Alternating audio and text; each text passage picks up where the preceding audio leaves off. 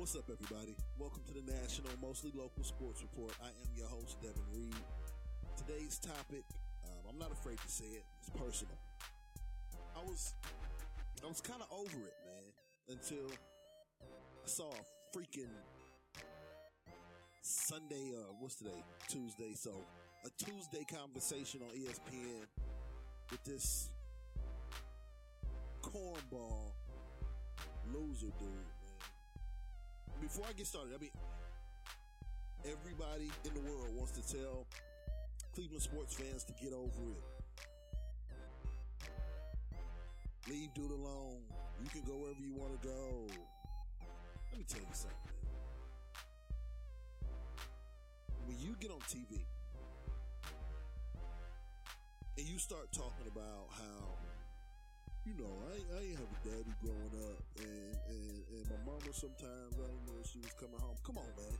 Stop trying to play the sympathy card, man. We was trying to get over it, man. Move on. Let you go down there and choke in the fourth quarter. You know what I'm saying? But here you go again, man. Just let it go. You want to be the villain? You the villain. Stop trying to backtrack now, man. If you ain't got the skin to do it, then maybe you should go play badminton or something, dude. You know what I'm saying? It takes a special person, man, to be great. To be considered the greatest. The talent is there, man. I will never say that LeBron James does not have talent, and he's not a player that can take over a game at a moment's notice. But this game takes heart, man. And it's heart that I don't think you have. You know what I'm saying? And there's no disrespect to you. I've never seen anybody grow heart. I mean, hopefully, for his sake and for basketball's sake, man, he can, because I'm a basketball fan. For years, man, I was such a Jordan fan that it was hard for me to jump on the Kobe bandwagon. Not because Kobe is probably, the best player of this generation, the post-Michael Jordan generation. I wouldn't say hands down, but if you had to twist a lot of people's arm, above Tim Duncan, slightly above Shaq, I would put Kobe up there at the top, man. And a lot of people will probably agree with that. It took me a long time to come around and see that the Black Mamba was the Jordan of this generation. But the problem I'm having with LeBron is I was never questioning Kobe's killer instinct or ability to take over games when he needed to. His fire, his desire to take his game to the next level. That was never in question. I was just hesitant to crown someone being so close to the Jordan era. So my issues with LeBron have nothing to do, like I said, with his talent. Dude needs to be quiet. Stop trying to be everybody's friend and play basketball, man. Understand, okay? The average Clevelander will never accept you, like you, root for you. I mean, unfortunately, that's just the way it is, man. I mean, it's nothing you can do about it. People can call us what they want to call us. If we're so unimportant, then why does it even matter?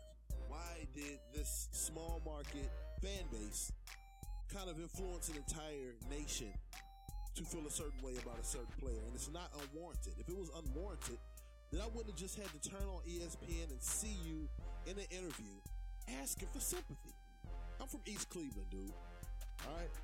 I can't even count on all my 10 fingers and 10 toes how many people I know that grew up without a father or a mother who was out here in these streets, man.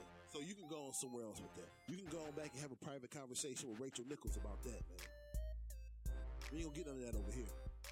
Look, I don't mess with dude. I wish no ill will on his family. I don't even hate him and hope that the Heat lose. I actually hope that one day I'm forced to respect his game and root for him like I do Kobe Bryant now. Game recognizes game, man. And you can see a sucker. You can see him. I mean, I'm not going to disrespect you and call you a blatant sucker, but you can see sucker-ish tendencies in dudes, man. And I see it in you. I just hope one day you can take your game to another level.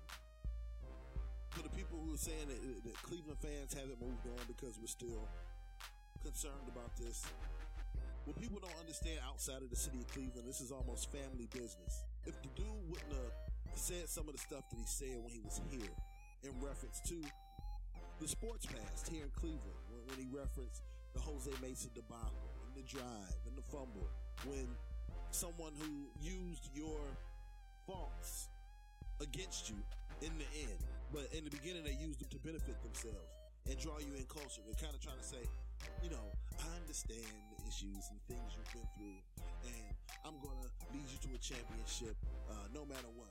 I won't stop until the city of Cleveland has a championship. We still get up and go to work every day. It doesn't control our lives. But when it comes to being sports fans and an athlete who has a direct effect on that sport says something like that, you tend to listen. And you tend to take what he's saying to heart when you see the ability that he has. But over time, the true colors show. And I hope the nation is ready to either see Dwayne Wade give it a one last run and lead this team to a championship, or witness a great player crumble over the next couple of years. And I hope it's not the latter. It's Devin Reed signing off. The national, mostly local sports report, man. I'll come back to you probably next couple of days with a Cavs preview of this great team.